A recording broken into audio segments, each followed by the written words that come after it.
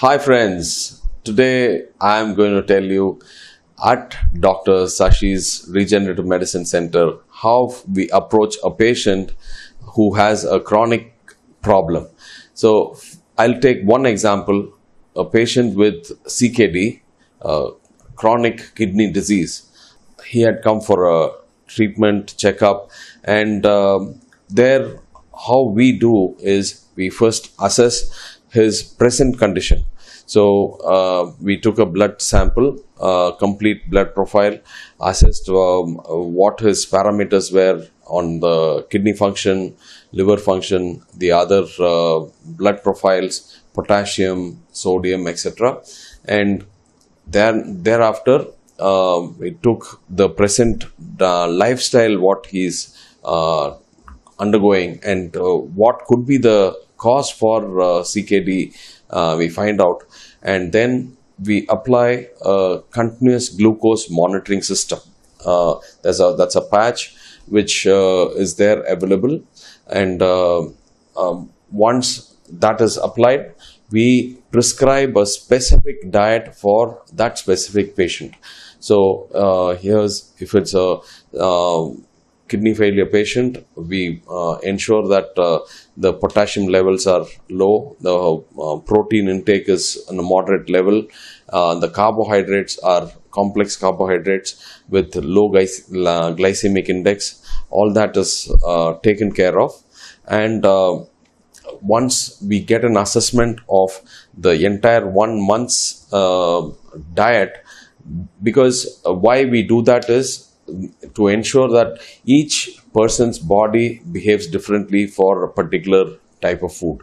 So if it is protein or carbohydrate, for example, rice might be acting differently for the patient to patient. So we want to know whether polished rice, idli, increases a spike of glucose levels, and chapati, whether it maintains normalcy. So we'll ask them to start taking chapatis after that. So that's why the CGM is maintained. So that once we get that, then we start them on stem cell therapy. Stem cell therapy also is now tailor made. So suppose kidney is where we want to target, we ensure that from which embryological origin these the cells are from. Kidney is mostly derived from the mesoderm. So even the stem cells, if it is from a mesodermal origin, then it works better. So the mesodermal origin is from umbilical cord. Umbilical cord is said to be very good, and then we also do with bone marrow aspiration. We take the patient's own from the iliac crest, post-iliac crest, we take out stem cells and then process it in the lab and give it back to the patient.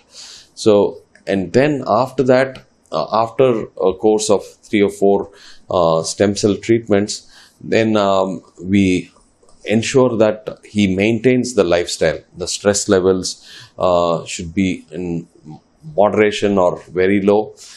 Sleep pattern should be good. His bowel habit should be good. Diet should be maintained, and exercise, regular exercise, pranayam, meditation. So a wholesome picture, if the patient is given, he can lead a very healthy lifestyle.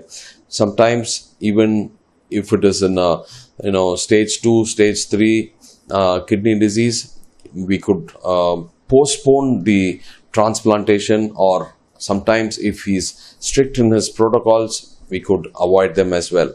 So this applies good for people who have liver disease, who have cancers, who have other kind of problems, diabetes, for example, so many people. So this is the stepwise approach which we undertake for our patients.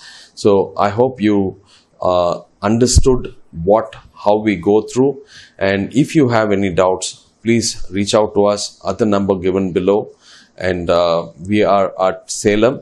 So otherwise, put us on the comments if you have any queries, or come directly to us, and we'll be more than happy to help you, lead a much quality lifestyle. Thank you.